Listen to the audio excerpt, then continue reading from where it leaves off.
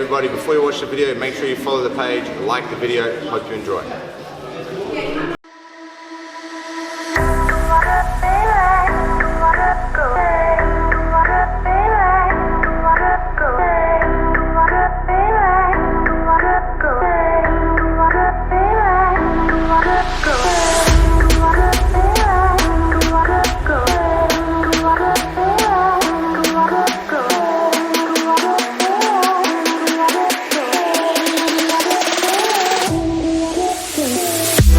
This commitment through love that you had at the beginning, that was a really, I think, a big mark of your training here. You always committed. You're always coming very regular, and I think that also later on pays off in a way that because you kind of like feel fulfilled, like, man, I'm learning more, and then becomes more fun even. So it's like a cycle. It is, so then I'll go again. But man, I did that sweep that I've been trying yesterday, so I'll commit it again, you know? Yeah, it's a self-perpetuating cycle because the more you come, the more you learn, the more you can do, the more excited you are because it's like, man, that's really working for me now.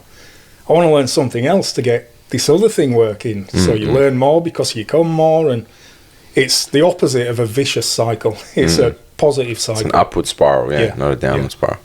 Yeah, we've talked about that a little bit as well, like with a few other people. Like you build momentum in both directions. You know what I'm saying? Like you kind of talking about.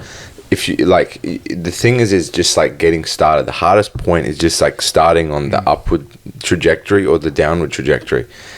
Once something happens and you just like, it's kind of like those physics things keep doing what they already doing, you know what I mean? The inertia or whatever of like, you know, you push the ball or whatever, it's going to keep going in that direction. It's really difficult for it to change direction. So to maintain like that same kind of direction, whether it upward or downward, is important that you understand that it is a momentum thing. Like once you come, you know, twice a week and you keep coming twice a week and you learn one skill, you want to learn another one, and it's this like growth mindset, getting better, improvement, all the other stuff. But it also goes in the other direction. You have to be really careful with that.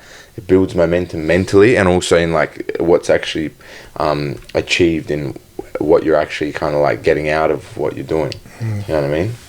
Did you, for example, someone was telling me this the other day, this week actually, and I was like, well, this is exactly what happened to me, that sometimes you didn't sleep well, maybe you didn't eat well, you don't have a good day, you don't feel good, and you come on the mat, like you had everything to be a really bad day on a mat, and it's an amazing day.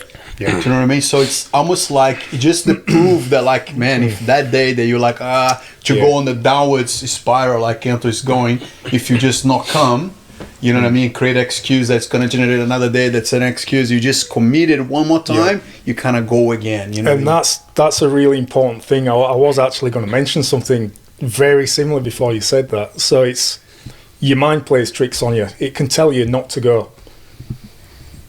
The same example you've used there, if you then go, you have the best day ever, you walk out thinking, I'm glad I didn't listen to myself. What, exactly. Yeah, and then like you guys are talking about, like then you feel good about going tomorrow or the next session, you're already excited for it. Whereas if you take a session, even I do this happens with me. Like for example, I'm kind of tired and I can't be bothered lifting weights.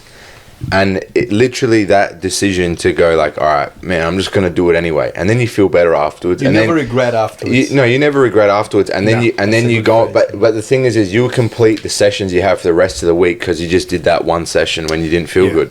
Whereas if you take that one session off, where you didn't feel good, then the next session comes around, you're like, oh man, I'm kind of tired too. And if you do it, it's not as intense as you would have trained normally, or you miss that one too, and then you have the whole week off. And it's like, this is the starting point of where you actually, like, that's where the spiral can start, can continue to start. So like your ability to like break out of the cycles when you're not feeling good, or be consistent with the stuff with what you're saying, like, even though I don't feel good or whatever, man, you still go there and do it anyway. That stuff really has a massive difference in like long-term outcomes. You don't think it's a big deal, but it's like one choice that starts that kind of cycle.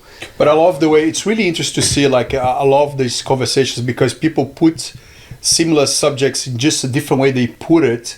Like the way you put it, like with the tricking the mind, you know what I mean? Like it's really what it is, you know. So you committed, you come, then your mind get used to, no, I'll feel like not doing, but I did, so that's okay. So your mind doesn't start playing a bigger game against you, you know. And you get like little strategies where I'm pretty much always tired when I'm going training. But that's everybody. Everybody's always tired. Everybody's got things they need to do. Everybody's got problems, challenges, commitments. You can do them and train. Like it's not gonna. I'd rather my life was running at 110% and I can do something I enjoy than running at 80% and I don't get to do what I enjoy. And be miserable because you don't get to fulfill the things you want to do. I'm relaxed and I'm not tired, but I'm not doing what I want to do. I think this is actually an interesting comment. Like, hey guys, thanks so much for watching the video. If you haven't yet already, make sure you subscribe, like, and again, go and check us out on Facebook, on Instagram, like all our platforms. Give us a follow at bjj.101 on Instagram, and go and check out bjj101.com.au to access the full video library.